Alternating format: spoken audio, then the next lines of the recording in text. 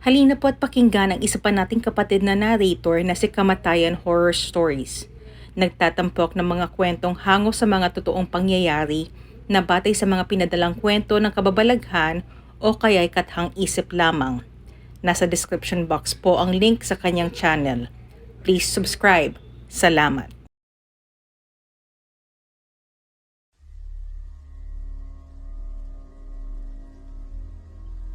The story that you are about to hear is a compilation of documented true facts, featuring characters, events, or places that has played a role in shaping history.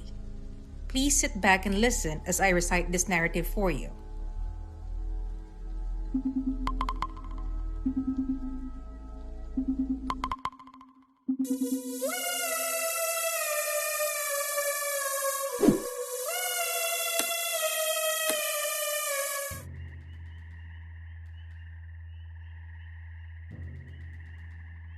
Donald Henry Gaskins was an American serial killer, rapist, and cannibal from South Carolina who murdered at least 15 men, women, and children.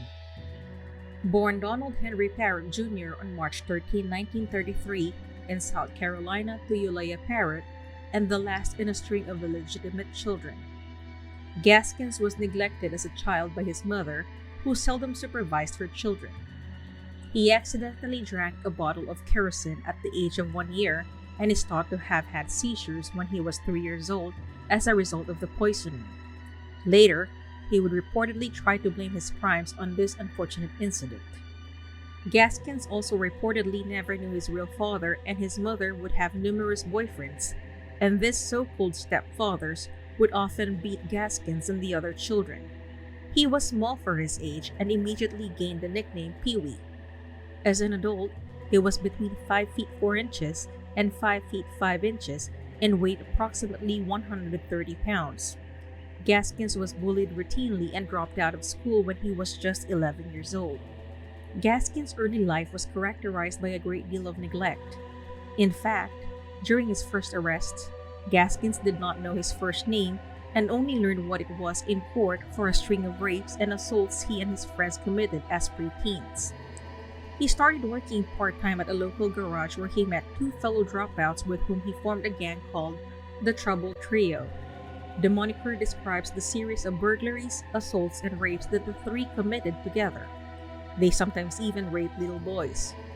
At 13, Gaskins allegedly graduated from rape to attempted murder. While robbing a home, a young girl walked in and caught him stealing. Gaskins hit her over the head with an axe and left her to die, but she survived and easily identified Gaskins. He was found guilty of assault with a deadly weapon and intent to kill and was sent to a reform school on June 18, 1946, where he was expected to remain until he turned 18.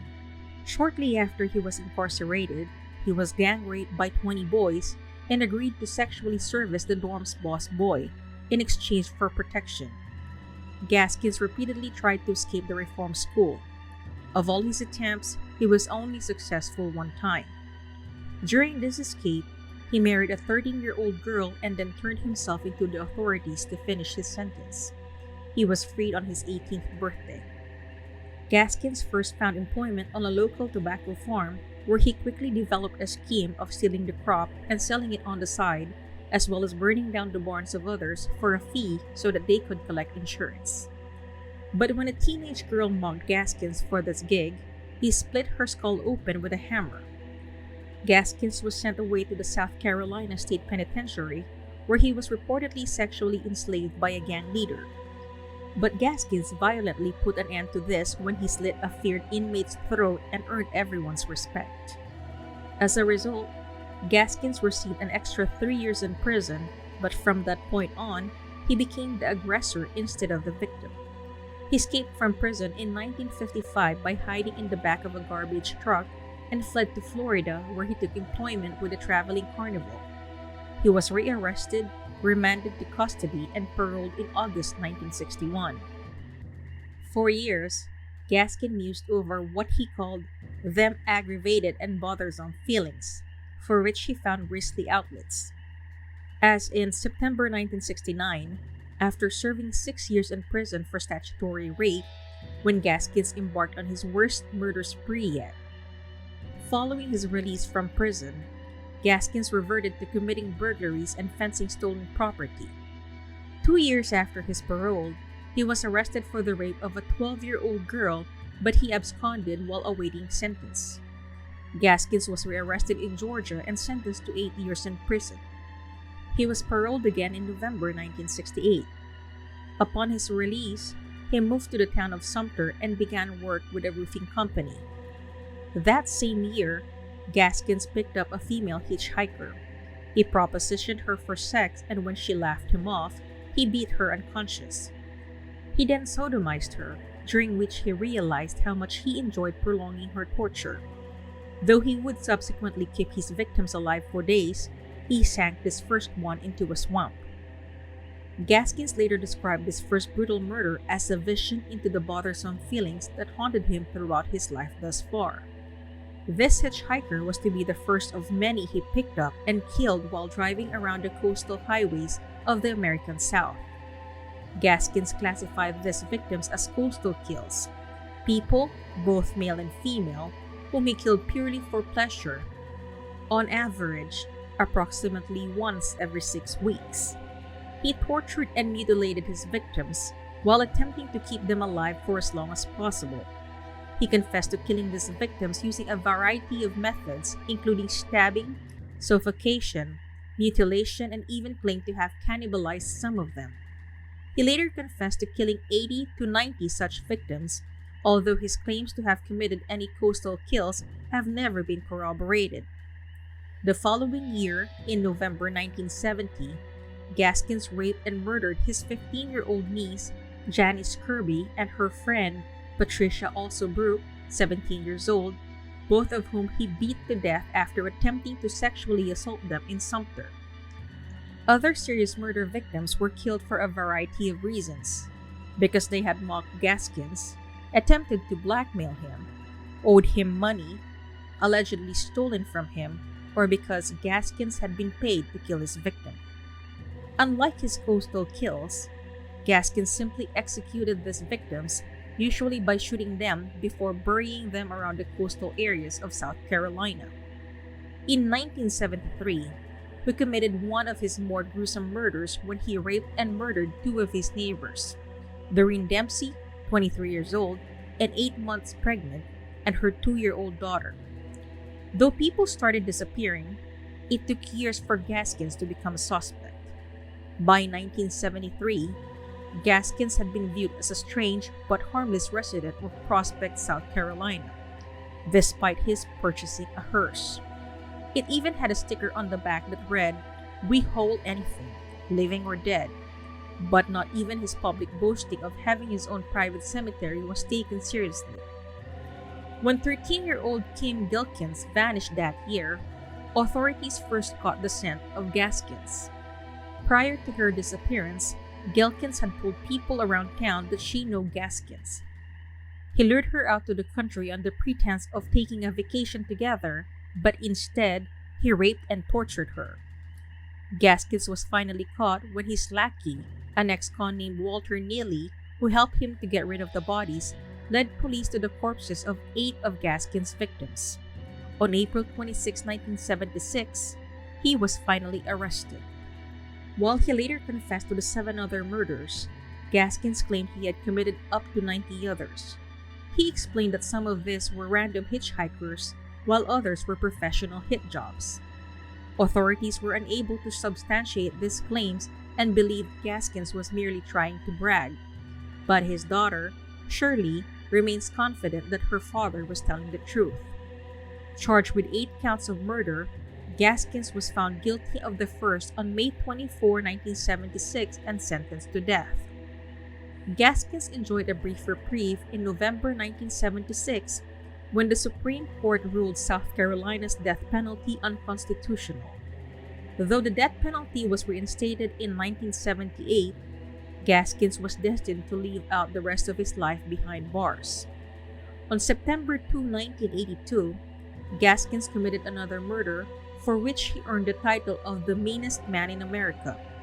While incarcerated in the high-security block at the South Carolina Correctional Institution, Gaskins killed a death row inmate named Rudolph Tyner, who had received his sentence for killing an elderly couple during a bungled armed robbery of their store in Burgess.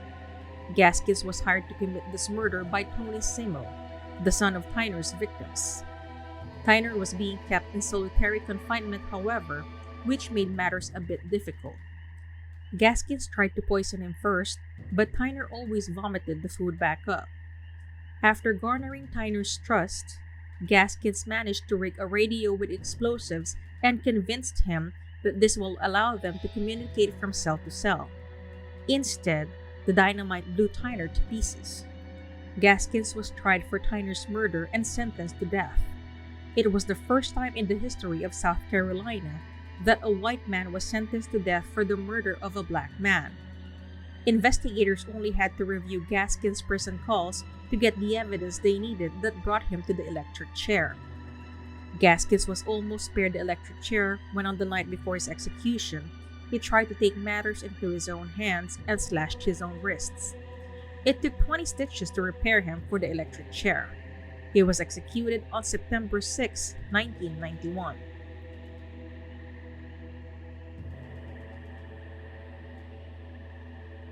Kenneth McDuff was an American serial killer suspected of at least 14 murders and served time on death row from 1968 to 1972 and again in the 1990s. Kenneth Allen McDuff was born on March 21, 1946 in Texas and was the fifth of 6 children born to John Allen and Addie McDuff.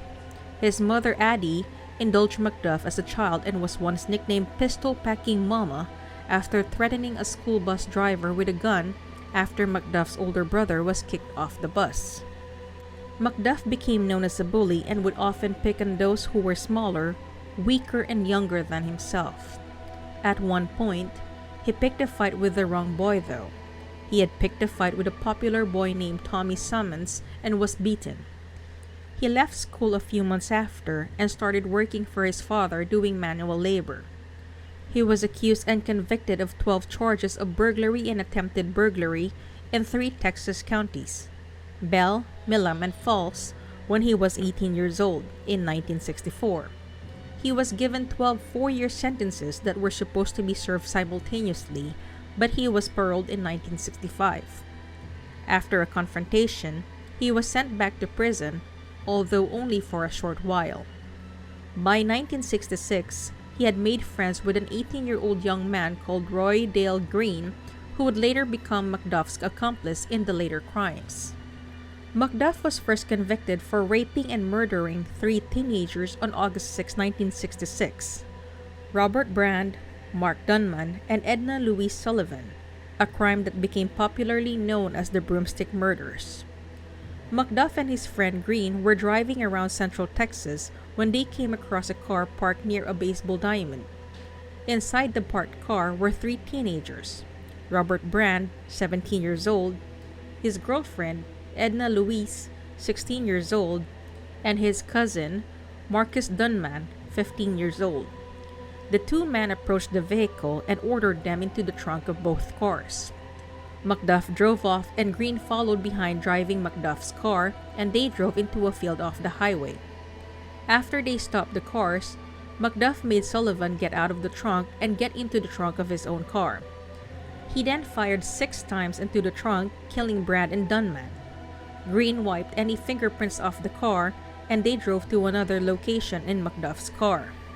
Sullivan was raped by McDuff and then by Green, who did so somewhat under duress. They raped her repeatedly, and then McDuff got a piece of broomstick out of the car and used it to choke Sullivan to death. Her body was dumped in the bushes nearby. The following day, McDuff buried his revolver beside Green's garage, and their mutual acquaintance, Richard Boyd, allowed McDuff to wash his car at his house. The next day, Green confessed to Boyd's parents, who told Green's mother, who convinced him to turn himself in, which led to McDuff being arrested also. Green was sentenced to 4 months house arrest and 5 years probation, while McDuff received 3 death penalties. Although McDuff was sentenced to death, the sentence was overturned when the U.S. Supreme Court abolished the capital punishment in 1972. McDuff and Texas's other 87 death row inmates had their sentences commuted to life. Under the parole law at that time, he became eligible for release in 1976. He was repeatedly denied parole. Out of desperation, he offered a $10,000 bribe to a parole official. In 1982, he was convicted of the bribery attempt, but the jury gave him only a 2-year sentence.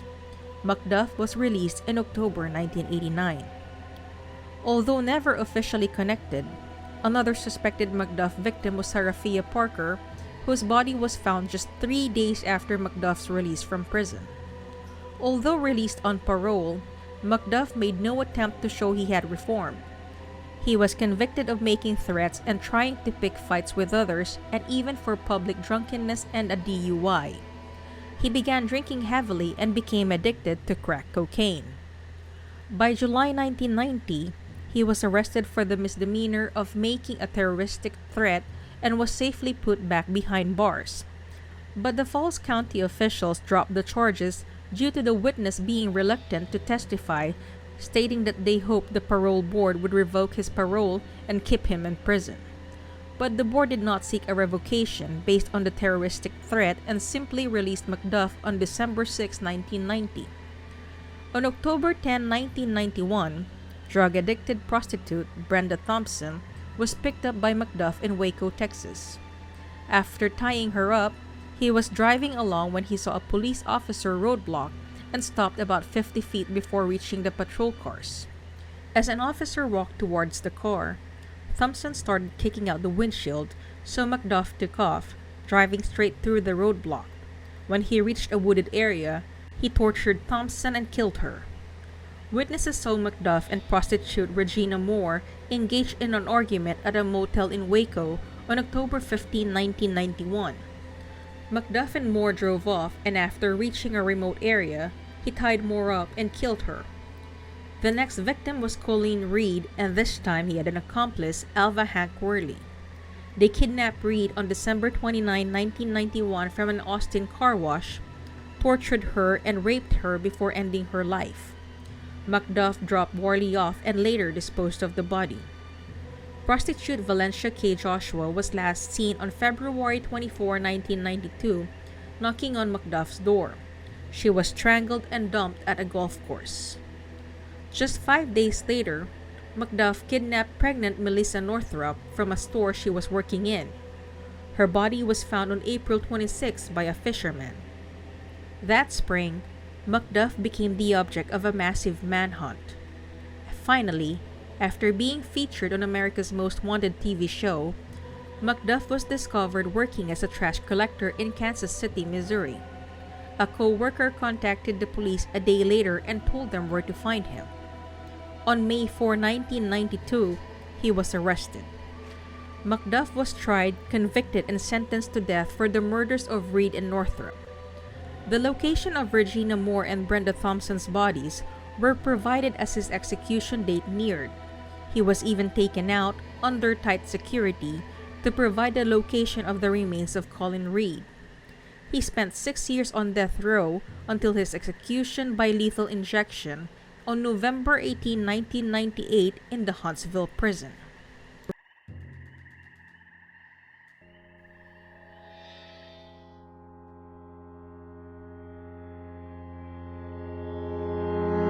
Hey everyone! I just wanted to express how grateful I am that you took the time to listen to my narration. Hopefully you enjoyed it. I am Twisted Mind, and please enjoy the rest of your day. Salamat!